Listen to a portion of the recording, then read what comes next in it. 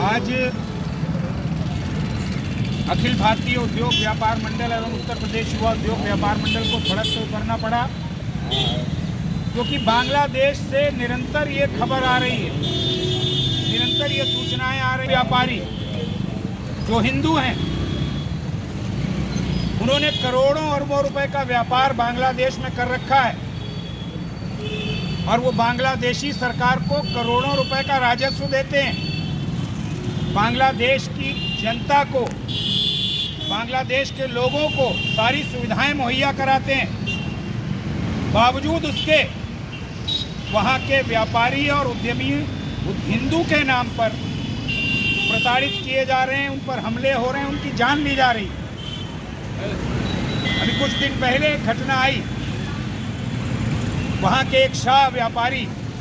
जो करोड़पति व्यापारी थे, उनको इतनी बुरी तरह निर्ममता से मार करके बीच चौराहे पर सड़क पर फेंक दिया गया।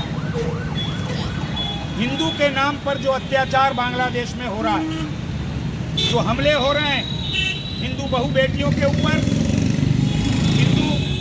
धर्म को मानने वाले लोगों के ऊपर, आज अखिल भारतीय उद्योग व्यापार मंडल उसकी कड़ी भर्त्सना करता है, कड़ी निंदा करता है, कड़ा विरोध करता है।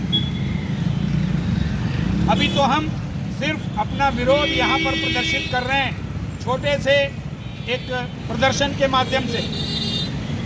लेकिन मैं कह सकता हूँ कि ये प्रदर्शन पूरे प्रदेश में होगा, पूरे देश में होगा। और हम मांग करते हैं देश के यशस्वी प्रधानमंत्री नरेंद्र मोदी जी से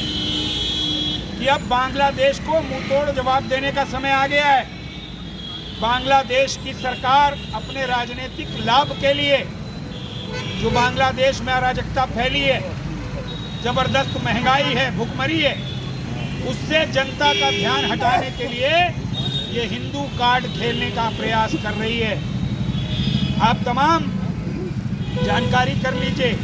इसके पीछे कोई और मंशा नहीं है बांग्लादेशी सरकार।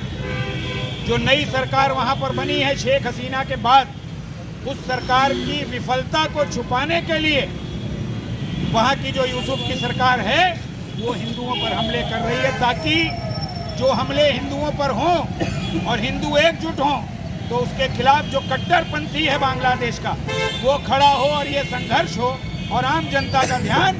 भुखमरी, महंगाई और जो अराजकता वहाँ फैली है उससे छोड़ करके, हट करके हिंदू और बांग्लादेशी लड़ाई पर आ जाए। मैं कहना चाहता हूँ अपने देश के प्रधानमंत्री जी से कि ये समय आ गया है बांग्लादेश को उसकी औकात दिखाने का। ये समय आ गया है बांग्लादेश को उसकी हैसियत दिखाने का। बहुत दिन तक सब्र करके बैठने वाला नहीं है। इस तरह की सरकार जो वहाँ के हिंदुओं को प्रताड़ित कर रही है, हिंदुओं को जान माल लूट रही है, उसके खिलाफ कड़ा फैसला होना चाहिए, उसके खिलाफ दो टूक फैसला होना चाहिए। और अगर एक बार की बात से, हमारे देश के प्रधानमंत्री की बात से बांग्लादेश में परिवर्तन नहीं होता, तो हमें लगता है कि कोई और कठोर निर्णय लेने से हमें पीछे नहीं हटना चाहिए। जरूरत पड़े जो हमारी भारत की ताकत है, सैन्य शक्ति है, कूटनीति है, उसके माध्यम से बांग्लादेश को मुंहतोड़ जवाब देना चाहिए। लेकिन इस तरह बांग्लादेश में हिंदुओं का जो दमन हो रहा है, इस पर अब चुपचाप होकर के बैठने की जरूरत नहीं। इसीलिए आज अखिल भारतीय उद्योग व्यापार मंडल ने उत्तर प्रदेश की राजधानी लखनऊ में, ये हजरतगंज क्षेत्र है, यहाँ पर एक सांकेतिक प्रदर्शन किया है। मैं आप सबको बताना चाहता हूँ कि आने वाली 10 तारीख को एक बड़ा प्रदर्शन लखनऊ में होगा, जिसमें तमाम सामाजिक संगठन होंगे, तमाम हिंदू संगठन होंगे, तमाम व्यापारी संगठन होंगे, राष्ट्रीय स्वयंसेवक संघ होगा, व्यापार मंडल होगा, सामाजिक संगठन होंगे। सब मिल करके ये जो हमले हो रहे हैं हिंदू व्यापारी पर, हिंदू उद्यमी पर और हिंदुओं पर, इसके विरोध में राजधानी में बहुत बड़ा मार्च निकालेंगे। मैं आप सबसे भी आह्वान करता हूँ, मेरे जितने मित्र और पदाधिकारी यहाँ पर हैं, आदरणीय जावेद बेग जी, सुरेश चबलानी जी, आकाश गौतम जी, यशवंत वर्मा जी और पूरी टीम, महेश राठौर जी, शीलू वाजपेयी जी, नितिन श्याम अग्रवाल जी, पतंजलि जी, ललित सक्सेना जी, अनुज गौतम जी, मेरे बीच में सुल्तानपुर से हमारे प्रदेश के मंत्री हिमांशु मालवीय जी भी पहुँचे हुए।